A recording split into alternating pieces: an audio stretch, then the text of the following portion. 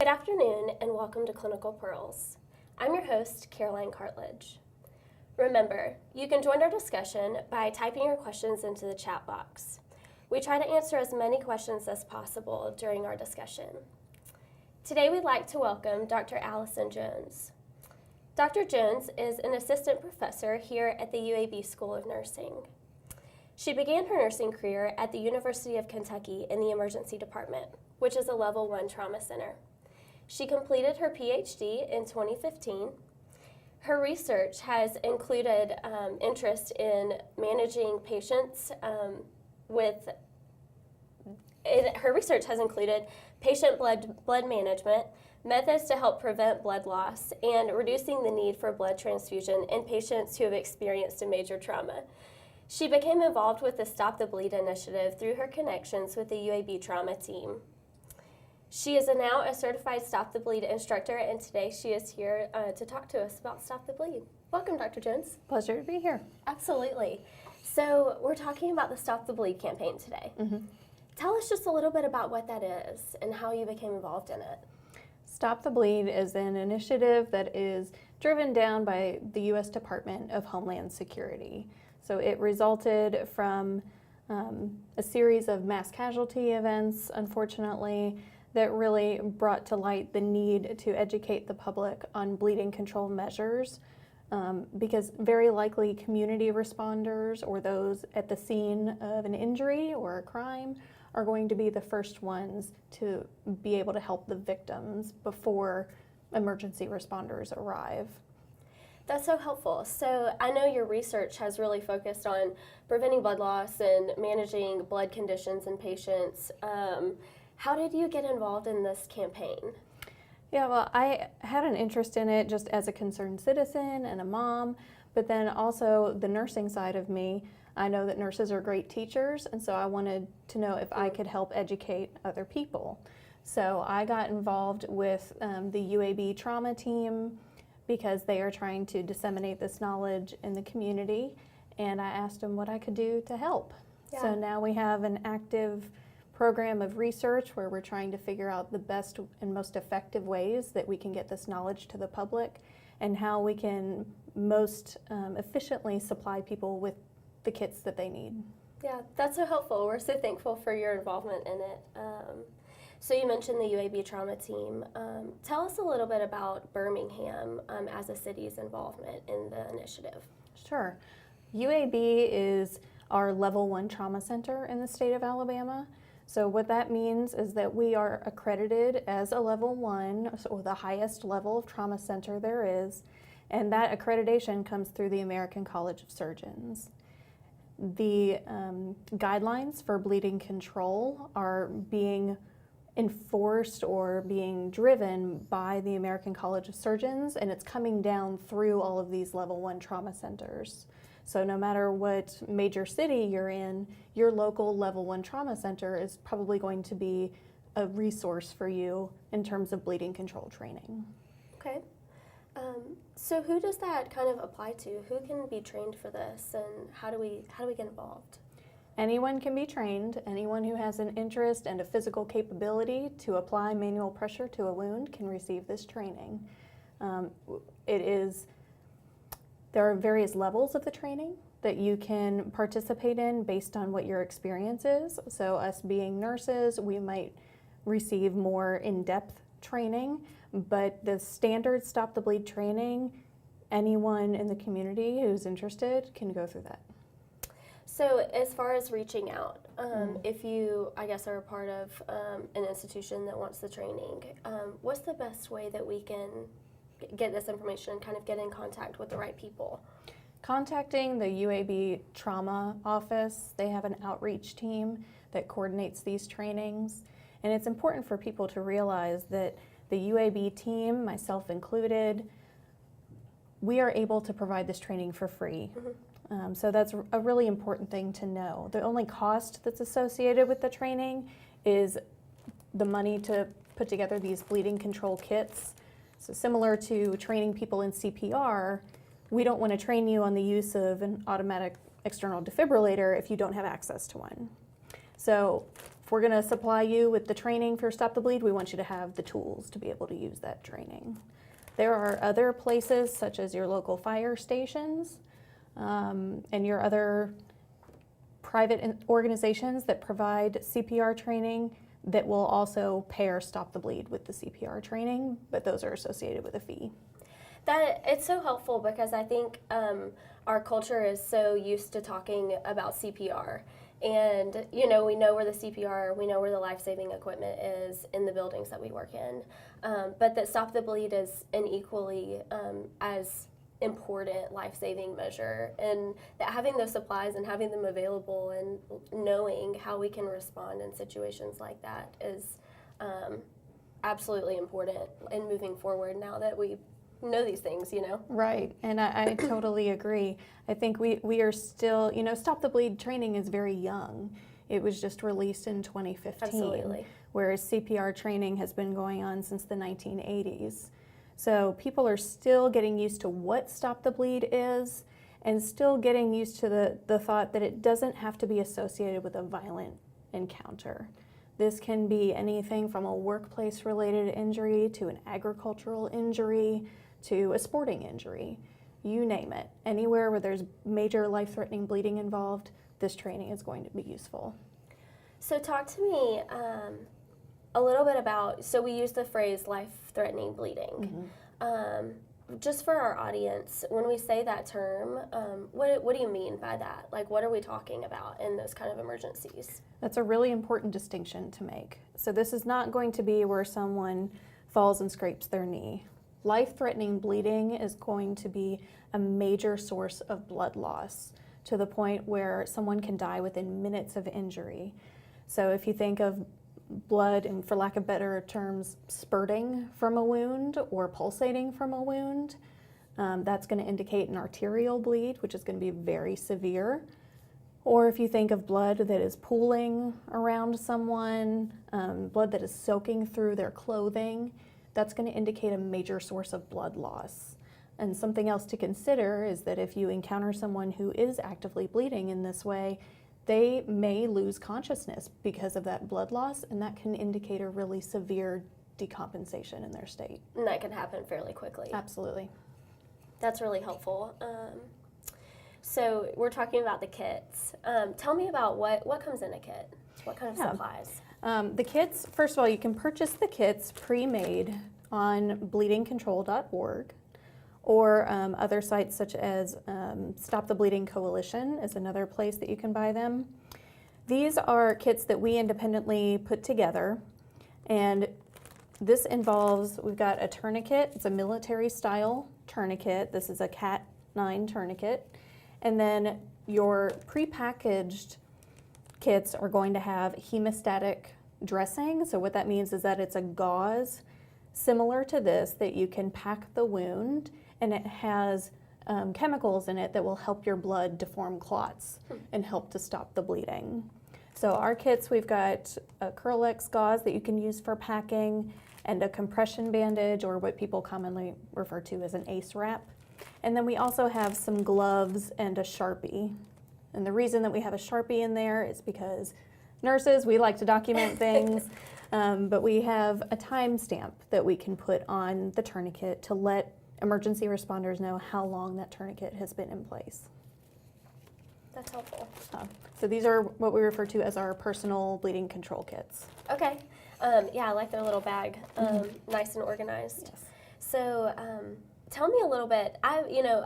Until I started working with you and knowing more about this initiative when it started, I didn't know what a tourniquet, like a military-grade tourniquet, I didn't know how they were different. Yeah. So I'd love to see a little bit more about that, just so our audience would be able to kind of see that and I'd be happy to know show what they you. are. This is going to clearly differ from what we know in regular nursing, you know, the stretchy orange or blue tourniquets that we use to draw blood. We're actually doing the opposite here. We're trying to stop the flow of blood. Right. With these, it's going to Velcro. It's going to be one long strip of Velcro that goes through a loop. And you will slide it. So let me back up. You can use these on arms or legs. Okay. Okay. Extremities. Any extremity that has a wound on it. And when you put it on, you want to go as high up on that extremity as possible. We're trying to get as close to the source of the bleeding as we can, being the core of the body. And we also, anatomically, if you think about it, you've got 2 bones in your forearms and 2 bones in the lower parts of your legs, and that's going to prevent you really getting a solid compression around the major vessels. Okay. Okay, so we want to go high up on the arms or Be the your legs. little model. Yes, you're going to be a great. So we're saying that I'm bleeding down here. Correct. So we're assuming that you've got an injury down here.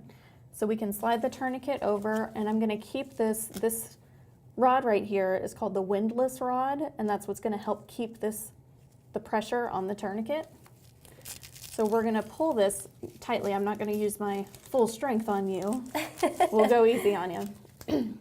But I would tighten the Velcro first, and then use the Windless rod to turn until I couldn't turn anymore.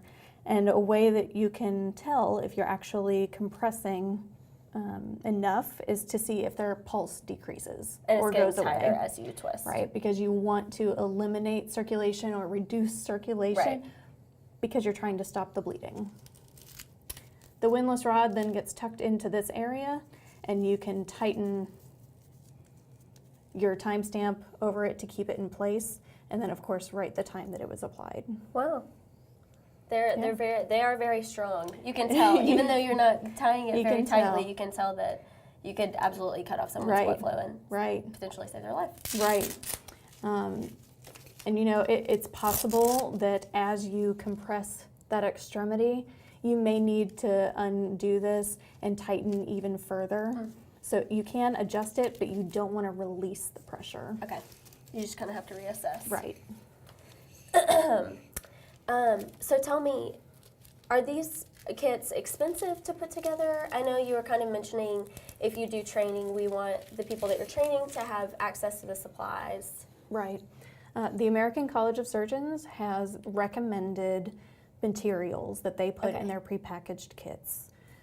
However, if you talk about a setting such as a school or an office park where you have a lot of kits that you want to put in multiple places, it can get really expensive because the prepackaged kits can cost about $70 or more. And that's just for one person. That's just for one of these kits, absolutely. So another way that you can go about doing this, and what I do and work with the UAB Trauma office, is we take up the money that is needed to put together these kits by ordering the individual items in bulk. So instead of purchasing the pre-made kits, we put them together ourselves, and it usually ends up Saves some costing cost. around $30 to $35 per kit. So I'm curious, can you put a tourniquet on yourself? Sometimes. Maybe. Sometimes. To be honest with you, I have not tried that. There are specific tourniquets that are one-handed tourniquets, so that is an option, and that might be a really good option for people who may be working in rural areas or who work in isolation. So if you think about maybe people in the agricultural industry or long-haul truck drivers, for instance, they would be ideal people to have a one-handed tourniquet on board. I didn't know those existed. They do. They do. There are specific companies that produce the one-handed tourniquets, and I think the military uses them as well. That makes But sense. these tourniquets are, I think they can be applied with one hand. It's going to be much more difficult, but you generally would use 2 hands. So it's military grade. If you did have someone wanting to put these kits together themselves, I've heard you talk about like a particular tourniquet that like this Windless rod they're different on different tourniquets, I believe. Yes. So let's say I wanted to put together one of these kits on my own to store it in my car for my personal use. You can buy these on Amazon, but you have to be really careful with the type that you buy. So there are some that range in price from, $9 up to $35. These Cat 9 tourniquets are going to be more along the $30 range. The cheaper tourniquets don't have the Windless rods that hold pressure adequately. They tend to bend after sustained amount of pressure, and that's really going to defeat the purpose of the tourniquet. Okay, and this one, say the name of it one more time. This is a Cat 9, Cat 9. C-A-T, like the animal. Perfect. Cat 9, yep. We actually have a question from our audience. Okay. The question is, in an emergency, can the tourniquet be applied over clothing? It can, yeah. Ideally, if you can remove the clothing so you can see the exact source of the bleeding, that's the best scenario. But as I demonstrated the tourniquet on your arm, you can absolutely put it over clothing. You just have to be careful with it. The reason I say that is, let's say it's winter time and your arm is bleeding and you're wearing a thick winter coat, that's going to impede the amount of pressure that I can apply with this tourniquet.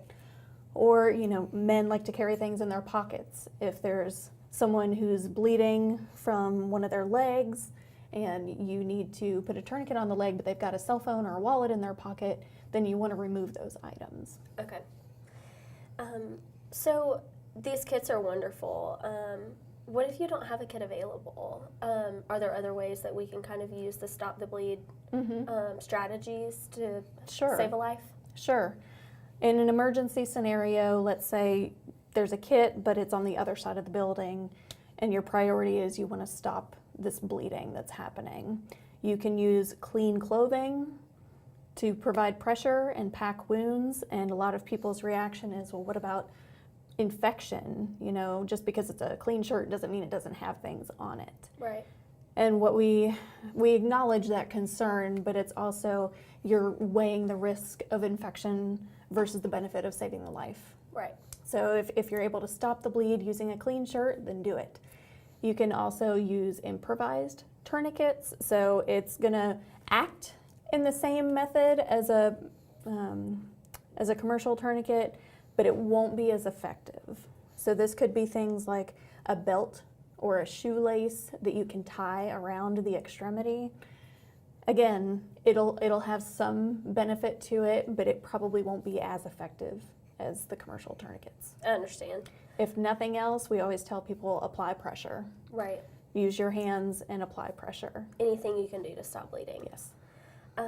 Tell me about, we've kind of talked about the tourniquet, but looking at your Curlex and your ACE wrap, I guess there are other ways that we can kind of stop bleeding or kind of assist with the tourniquet? Yeah. So in the training, there's an algorithm that you go through to help you identify, first you establish scene safety, similar to CPR. You activate the emergency response system, and you have to locate the wound. And depending on where the wound is and what type of wound it is, will dictate whether you can use the packing, the tourniquet, or both. So I'm gonna bring out one of our training legs here to show you. This is our lovely model that we use in the training. And I want to reiterate that watching this episode is not a replacement for participating in the training, but it does give you some idea of what you can expect to see in the training. So these wounds are simulated, and you can stick your fingers inside and feel tissue and bone. And that might be a little bit hard for some people to comprehend or to deal with, because we do these trainings with school teachers, and so we're talking about small children getting wounded, and that's never fun. Right. But if you think about, this is a person you care about, you want to do what's best for them and help them out. Certainly. So with this packing, we would unravel the gauze and kind of bunch it up in a ball. And if you can locate the vessel in the wound, you want to put the packing directly on the vessel to start your compression. And then I'm going to hold compression with one hand while I pack the wound with the other one. And I would continue packing until the wound was completely full of the gauze, and I can use the remaining gauze as extra pressure on top and put the compression bandage over it. Perfect. Yeah, and then even after the compression bandage is on, I can still hold pressure. I'm sure it's difficult to kind of know how deep a wound is without really doing a good assessment and kind of. Yes. Do you ever stick your finger in it to actually see how Sure. deep it is? Oh, Because I sure. guess you would have to do that to put the Curlex on it, correct? Yes, and so You know, it's always going to be concerning if you don't have access to the kit and you're just using something improvised. Clearly, you want to promote your own safety as well. So if you have open wounds, you probably want to see if somebody else can be the one who's physically handling the wound. But we do put gloves for your safety into the bleeding control kits. That makes sense. This is incredibly helpful. This is a great model. It is. And thinking about using this primarily in community settings, thinking about the Good Samaritan laws and being someone in the community and being the one at the scene, maybe the first one on the scene helping, what kind of concerns do you think that people would have in kind of providing this kind of care? The biggest concern that we hear is, what if I make things worse? And it's a very legitimate concern, but the fact of the matter is this person is experiencing a life-threatening bleed, and if you do nothing, then they are very certainly going to have a bad outcome, whether it is decompensation or death. We know that bleeding is the primary preventable cause of death in the first 48 hours after an injury. So anything that we can do to stop that bleeding is going to minimize complications and promote good outcomes for that patient. When people talk about, what if I get sued, or what if the people are not happy with what's happened, or the patient develops an infection, and the good news is we have these Good Samaritan laws in place that, similar to protecting nurses who stop on the side of the road, we know that people who act in good faith and with good intentions are very unlikely to have bad consequences. Yeah, that's really helpful. I know we kind of discussed this training really launched in 2015. What kind of, and I have seen it more and more, often with other life-saving equipment like AEDs. I'll see a Stop the Bleed kit available with a sticker, and so I've been really encouraged to see the spread of it. But what kind of challenges have you seen with kind of getting this information out there? One of the big challenges is, I think, the stigma associated with it. Again, with the CPR training being around for years and years, our society is very used to talking about people going into cardiac arrest, and it's a very grave situation, but the CPR training can save a life. And this is similar. So we want people to know that even though there might be a negative stigma attached to bleeding control training and the origins of it, it's still life-saving information, and it's crucial for everyone to have. I know that a lot of our viewers are bedside nurses. So how can we apply something that is usually a little more community focused because it's one of those life-saving measures? How can we kind of use that knowledge with our nurses to integrate? I think there's a couple ways that we can look at it. The first thing is that even though we are bedside nurses, or a lot of the viewers are bedside nurses, we all receive the same training throughout nursing school, and then we typically go into a specialized area.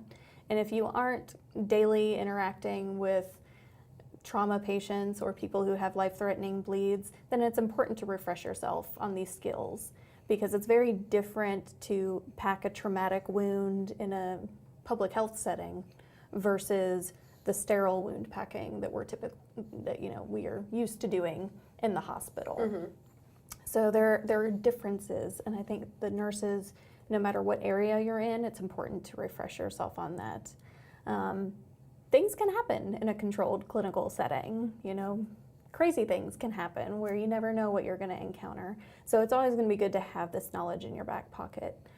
I think something else to consider is that we have a lot of occupational health nurses in Birmingham, especially with all of the manufacturing that we've got going on, all of the rural areas that we have. If you're in a rural setting, you're probably going to experience a delay in emergency care just because of the location. So having this training and this knowledge can really save somebody when it's a delayed situation. Absolutely. You mentioned refreshing our knowledge and refreshing our skills. With this certification and you leading those courses as a Stop the Bleed instructor, is there a number of years that you kind of have to recertify once you've gone through the training? As of now, we just have our one set of guidelines, and there's nothing in there that stipulates how long the certification lasts. It's just a one-time certification at this point. So we still have a lot to learn in terms of how frequently people need to be refreshed on those skills. With CPR, we know that American Heart tells us that we need to be refreshed every 2 years. With Stop the Bleed, we are hoping to find out some more information about the most effective cycle of refreshment, whether it's every 6 months, every year, every 2 years, like CPR. Absolutely. We do have another question from our audience. Okay. Who do you make kits available to? Kits are available to anyone, whether you purchase them online or if you are interested in getting training in your organization, we can help you get access to the kits. So they are available to whomever is interested in gaining them. And that's amazing. That truly is, to have resources at our fingertips. Yes. It's tough especially with medical supplies, to kind of figure out where to go. So that's amazing.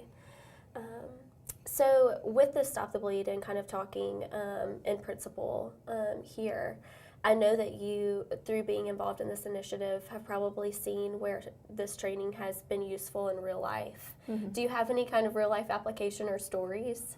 Oh, sure. Well, my background was emergency and trauma nursing, so we'll try to keep it to the less graphic ones. But no, we would have patients who came in, falling from scaffolding on a construction site and breaking a limb.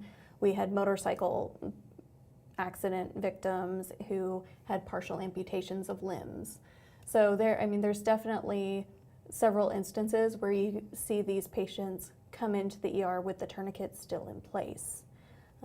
And something that I think is important for those who work in emergency and trauma is to realize what that can mean for the care that you're going to give to the patient. So if I see somebody come in where the tourniquet's been on for an hour or more and the tissue has started to lose color, then I know that they are going to urgently need surgical intervention. Whereas if it's just a fresh wound, that we might be more likely to save that tissue. I guess that's probably where your timing probably comes into play there as well, with how long it's been on.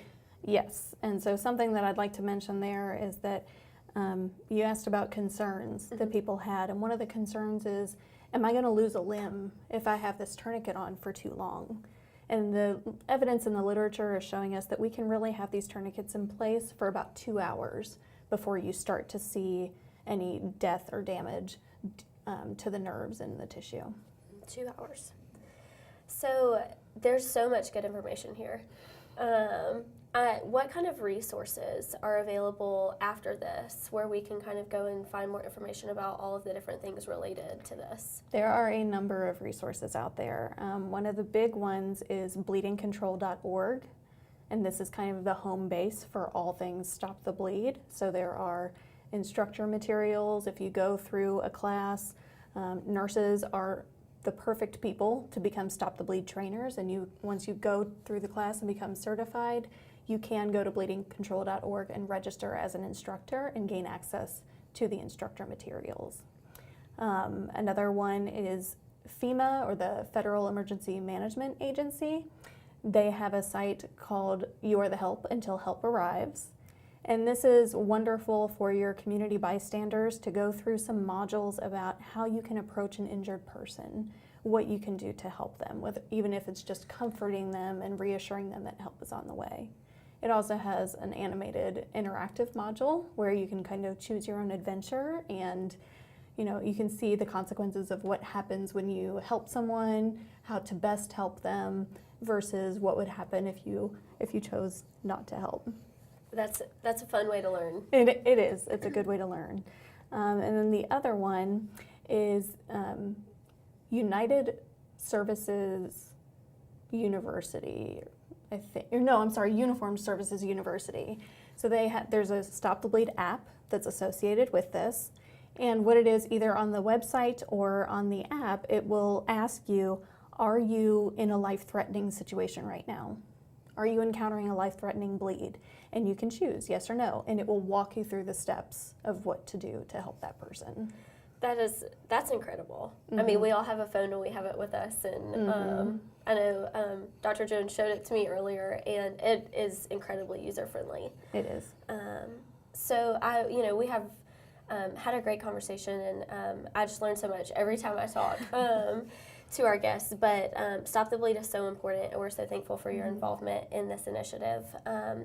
If there was one or two things that you would really want our viewers to take away from our time today, what would that be? I think one thing is if you see something, do something. I encourage people to help those who are injured, and no matter what you have to do it with, apply pressure to a wound and really, really try to help that person and stop the bleed. And just know that this training can be beneficial to anyone, anywhere. All right. Well, thank you, Dr. Jones. It's been a pleasure to have you, and thank you all for joining us on Clinical Pearls. We will see you next time.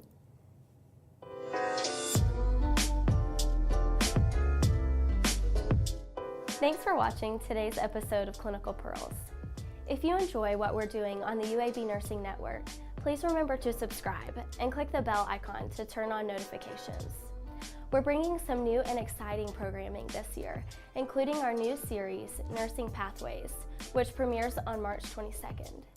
Everyone who is subscribed before April 4th will be entered into a drawing for some UAB School of Nursing swag. For full giveaway details, check out the description below. We will announce the winner during our April 5th episode of Clinical Pearls, featuring Dr. Karen Heaney. Intriguing discussions, interesting people. Join us for Clinical Pearls.